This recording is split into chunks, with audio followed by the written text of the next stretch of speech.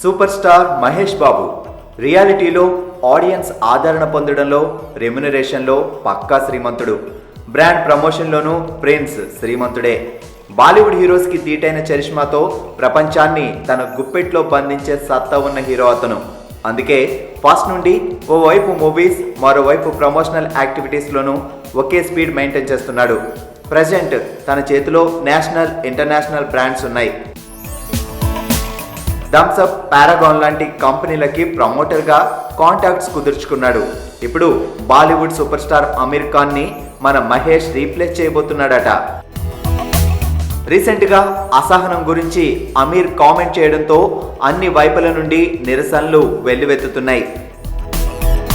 ఈ నేపథ్యంలో అమీర్ ప్రమోట్ చేస్తున్న ఓ నేషనల్ బ్రాండ్ మహేష్ చేతికొచ్చింది.